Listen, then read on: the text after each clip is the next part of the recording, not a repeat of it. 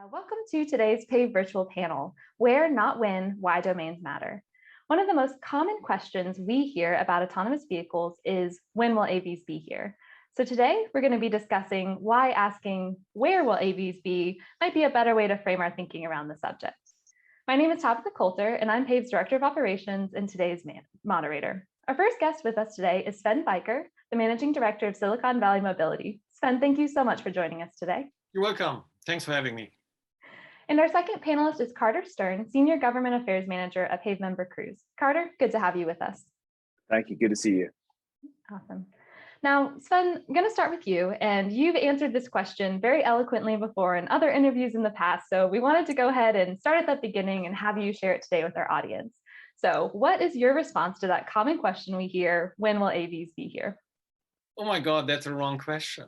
It really is.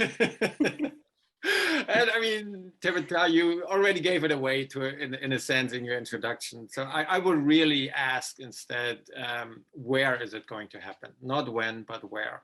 And it does remind me of a conversation I had with your colleague Ed Niedermeyer. I think it was 2011 or something like this. And Ed, I think sometimes still tells the story that he had his first interview on automated vehicles with me. And he also asked me this question, because that's an obvious question, right? When will we have self-driving cars? And I told him, Ed, wrong question. It's not when, it's where. And only since then, I mean, the industry obviously shaped up and looked at different things. And then SAE International gone into the levels of automated driving and all these things. And part of this was the ODD. And this operating design domain, which probably answers a little bit more the question like, where is it going to happen? And I think that's the right question to ask. Great, thank you for sharing that. And sure. Sven mentioned that phrase ODD, operational design domain. Colter, could you give us a basic definition of ODD for maybe our new audience members today? Sure. So an ODD is both, it's the guidelines for where, when, and how an AV can operate. So it includes everything from the weather, the time, the road features that it can operate within. So it really, the best way to think about it is not as a function of geography, but the entire environment within which that AV will be operating.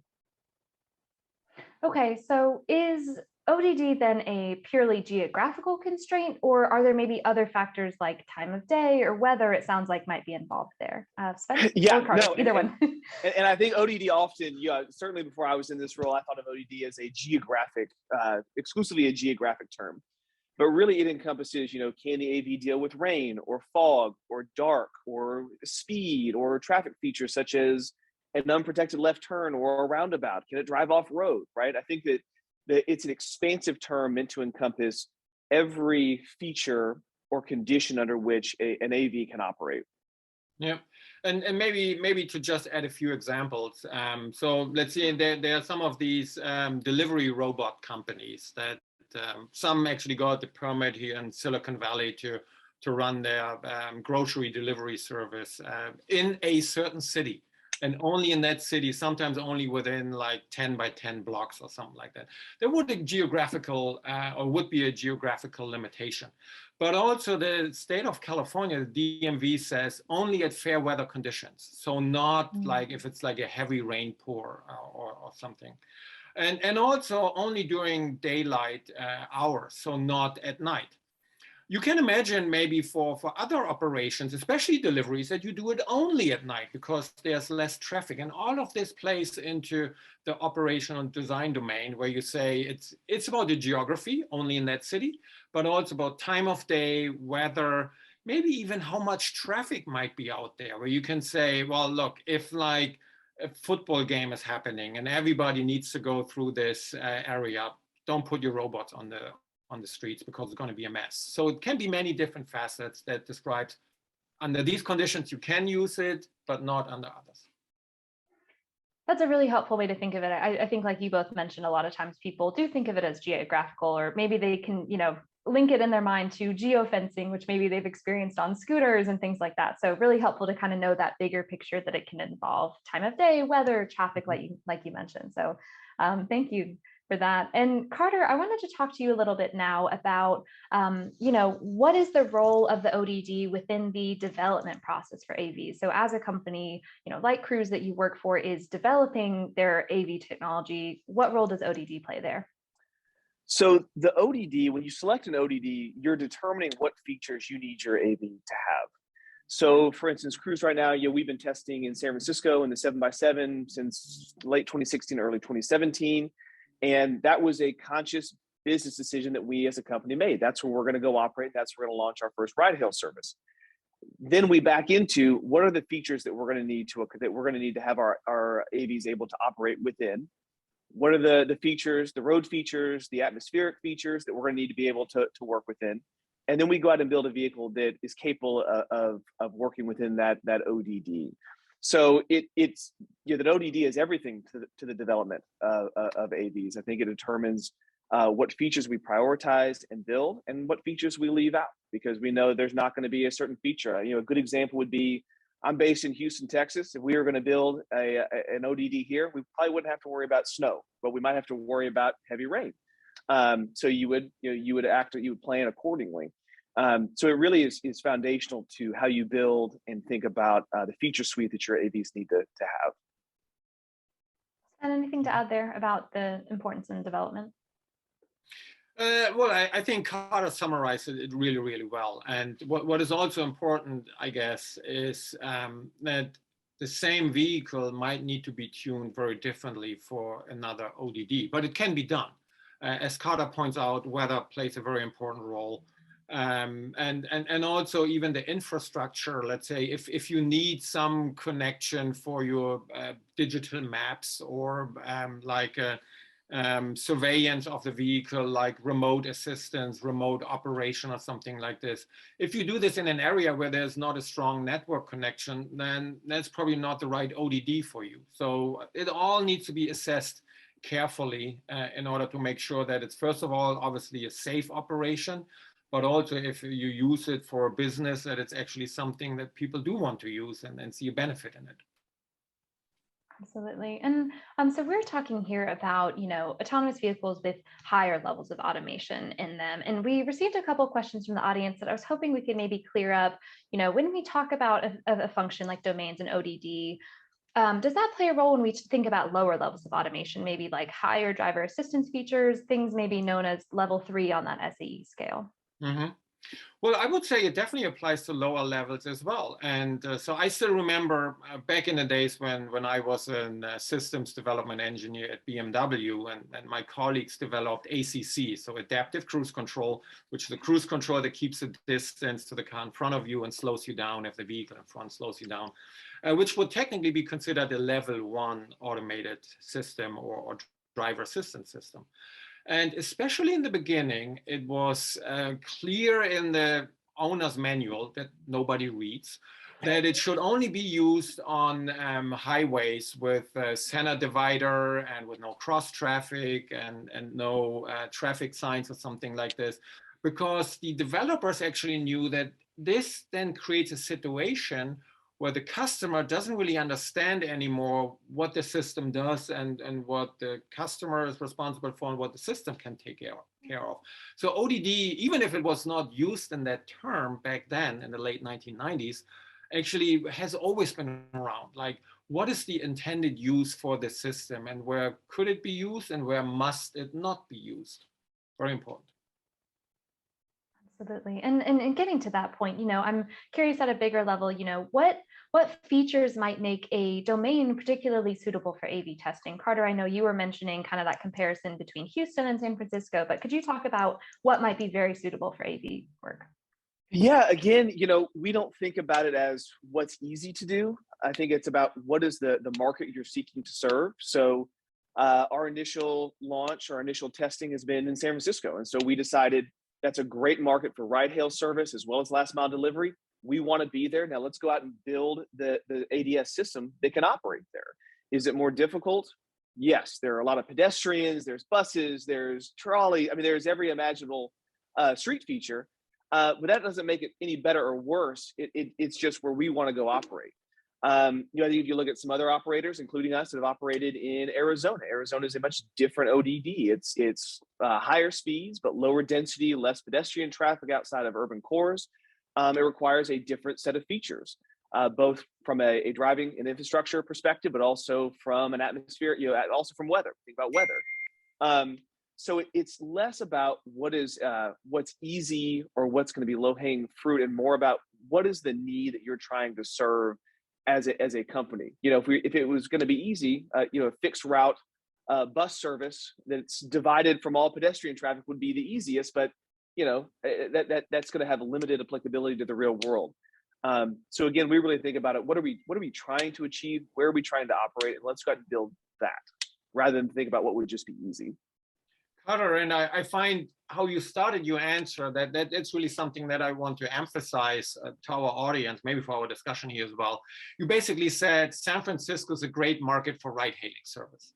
And that in the end shapes up the ODD. So if that's where one starts from, because again, after all, these automated vehicles are supposed to serve a purpose. Colter mentioned ride-hailing. And that means you probably want to do it in a city, because what's the point of ride-hailing in the desert? Now, there might be off-road vehicles like mining industry or whatever that's more in the desert. And quite often, even if ODD is a very technical term, it might be motivated by business aspects. Or Colter mentioned Arizona, outside or in Phoenix, there's obviously a lot of testing happening. And part of the motivation why so much of this is there, because there's a very supportive and permitting local and state government that basically says, well, if we all work together, then actually we want this to be a center for the testing and implementation of these vehicles. So it might even start from politics or something like this. After all, ODD is a technical term, but really motivated by many different aspects. Absolutely. Well, that leads me to the next question we hear a lot, which is, is there a limit then to how large an ODD can be? Could you have an unlimited ODD that could, fill that space everywhere? So that's another common question we hear.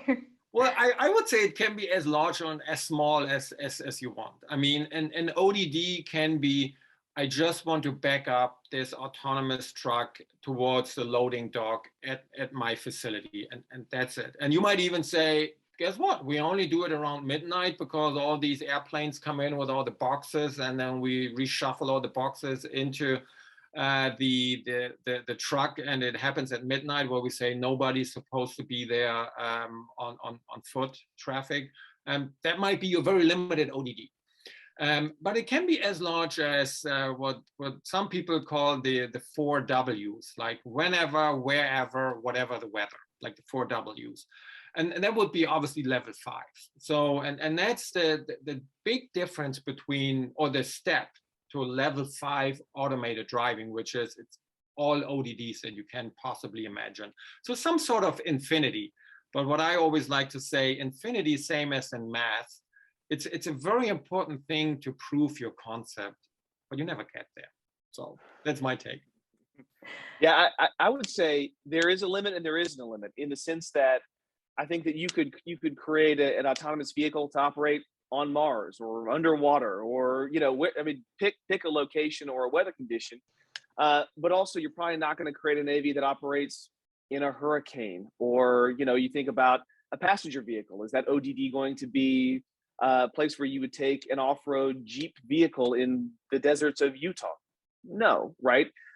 So again, I think it's more about as you're building these vehicles and these systems, it's more about where you want that specific vehicle to operate. Sven had a really good example of the mining vehicles. I've been reading about mining vehicles and agricultural vehicles that have a degree of autonomy in them. That's not where a cruise vehicle is not meant to plow a field or haul a load of coal. But there are certain vehicles and systems that are designed to meet that need. And it's a matter of what the company is focused on that is putting those vehicles into commercial service. And if I can just add one thing, and sorry, Tabitha, you definitely have more questions, I guess. But what Colter just described, I think, is also the necessary paradigm shift that we as consumers need to make when we talk about high automated or highly automated vehicles. Because he said, you're not going to use the cruise vehicle to plow your field or to schlep whatever, like huge stuff from a construction site or something like this. But that's how many of us have become to see an automobile, which is the pickup truck or the SUV, the vehicle that you basically use in order to drive your kids to school, that you put your bicycles on it and you drive to the mountains, you go skiing, and you still, maybe if you have your pickup truck, you might plow your field with it or something like this. Because an automobile over the last, give or take 120 years, has become more or less the Swiss Army knife of mobility. You can use it for everything. Now, with automation being much more specific, this is where these ODDs really matter. And this is why all of us need to make this mind shift, like, this is what self-driving cars mean. It's not the same vehicle that takes my kids to school and that I take to go biking in the Sierra Mountains. I think that's a really good point, actually, both of you on that point. And just to kind of maybe help crystallize this idea of an ODD for our audience members, Carter, I was wondering if you could maybe give us an example of, maybe the biggest ODD that Cruise is operating in today, or one particular one, just to really give us, well, you guys have both given great examples, but would love to hear that perspective. Yeah, sure. I mean, we've been testing and operating in the full 7x7 in San Francisco, as well as in Scottsdale, Arizona. Those are the ODDs we've been operating in. Now, of course, you learn, you adjust your systems as you go. There's a feedback cycle for developing the software. But those have been our ODDs for quite some time now. Now, we've expanded the ability to deal with certain kinds of weather or primarily weather conditions. So there have been some changes there, but that ODD has largely remained the same. It's been pretty static over time.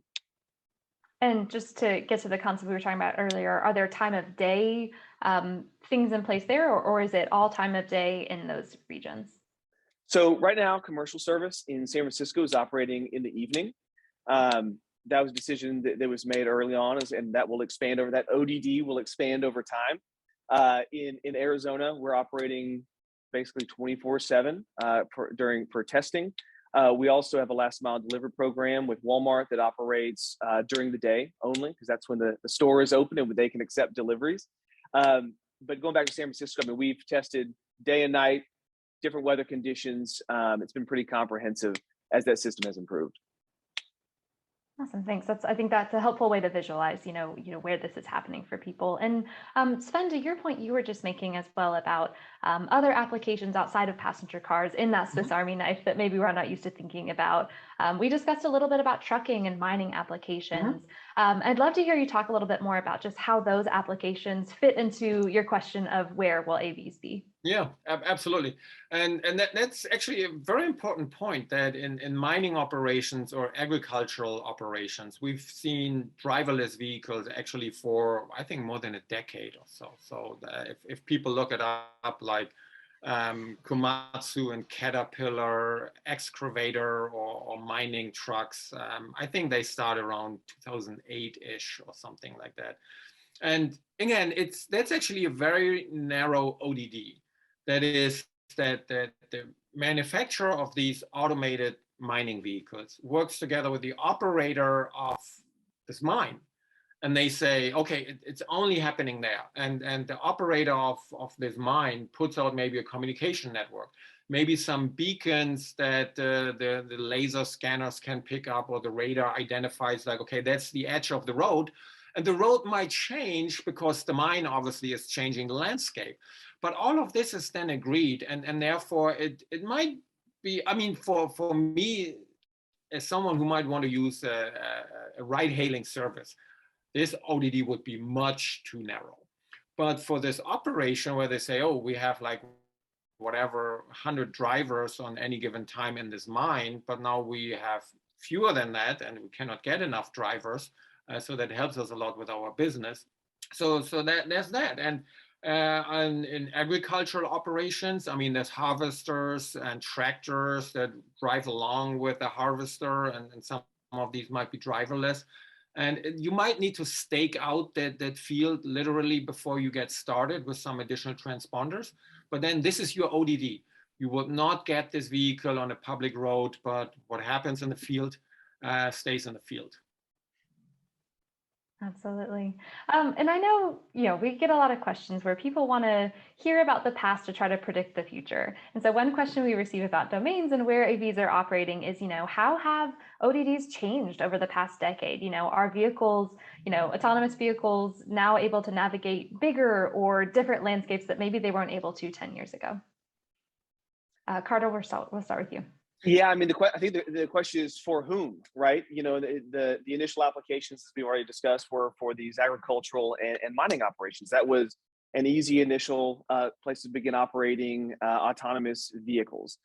For a company like Cruise, we've been focused on the same areas since our inception because those are the business that we're looking to build and scale, and so that's where we have been laser focused. So I think, do sensors get better? Do computing power get better? Of course. Do the applications where people try to apply AV technology expand? Absolutely. And so I think if you look at the universe of autonomous companies, you have everyone from, low speed package delivery to 18-wheeler trucks to companies like Cruise. They're doing ride hail and last mile to middle mile to, that's what I think has begun to be and will continue to be so transformative about the autonomous technology that we're seeing explode right now, is that the applications are far beyond what I think we've initially thought about, and I think are beyond the space that AVs generally occupy in the public consciousness. I think we've seen some companies that have rolled out, vehicles that are purported to be self-driving that are not self-driving as we think about that term, and that's caused some sort of a disconnect between public perception and actual technology, without passing too much on whether that's a good thing or a bad thing. I think that there needs to be an acknowledgement that there are going to be a number of specific use cases for autonomous technology, and it's going to be important to tailor those ODDs and the capabilities of those vehicles to the application specifically, and allow the market to figure out what those applications are going to be, and allow these companies that are investing heavily in the space to sort of place their bets on what they think the highest and best use for this technology is going to be. Sven? Yeah, so specifically to that question, I would say in general, ODDs that a certain automated vehicle can be operated in typically expand. And there are different examples building off of what Carter talked about. So I remember not Carter's company, but one of the competitors in San Francisco. They were really, really proud when at some point they got to the point of these unprotected left turns. So it's basically you are on these city roads. They have like 2 or more lanes in either direction, and you want to turn left basically in front of the oncoming traffic. And that's a huge deal.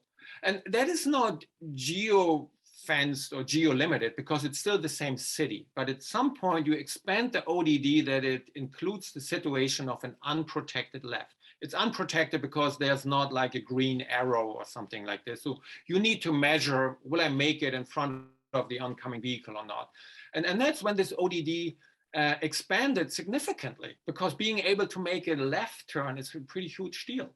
And let's say at the other end of the spectrum, so what do you actually find on the market today? Let's maybe just talk briefly about, let's say, General Motors Super Cruise or Ford Blue Cruise or Mercedes with a now Level 3 system. These are vehicles that basically limit their driver assistance system to certain interstates.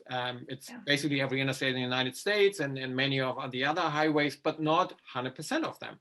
But over time, this is increasing that you can then say, no, we can use it here and there. That was not possible last week. And so that's another way of thinking of how these ODDs expand. Another thing is certainly speed. So some of our audience might be familiar with stop and go assist, which is something that might work up to, let's say, 40 miles an hour or something like this. And then at some point, it might be up to 60 miles an hour.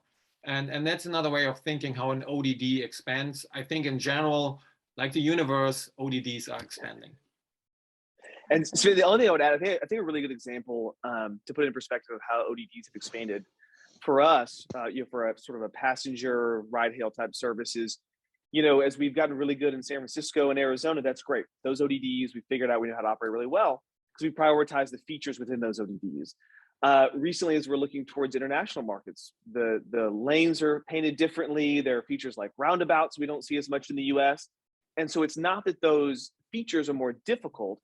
It's just that we haven't put our mind towards creating a vehicle that can drive there yet. And so a lot of the expansion is going to be as we see these vehicles, as these companies and these businesses scale to new parts of the world and new parts of the country that have different features, whether it's weather or the design of the infrastructure. Those ODDs will expand, but it's less a function of conquering the difficulty of operating within that ODD and more just we've decided or someone has decided to put an AV in that environment. And if I could just add one more thing, like a little anecdote. So just traffic lights. So you might think about a different country and they might drive on the other side of the road, and that's obviously all very different. But 2 weeks ago, I went to Florida. And guess what? In Florida, the traffic lights are not horizontal like green, yellow, red. They're not vertical, they are horizontal, like green, orange, red. And that's what you need to make sure that your system, that your vehicle understands this, that it's not like, well, I saw a color on top, but then nothing below. Well, no, because it's to the side. And that's another way of thinking about these ODDs. Does your system actually understand all of this? And when are you ready that you can say, okay, now we release in this ODD as well? So many different facets. Absolutely. And actually, Sven, I'd like to go back to when you were just discussing those features that people might be purchasing today and seeing, like the Super Cruise and things like that. How, as you're discussing those, the ODD that they can operate in, it will be expanding over time, might include more roads.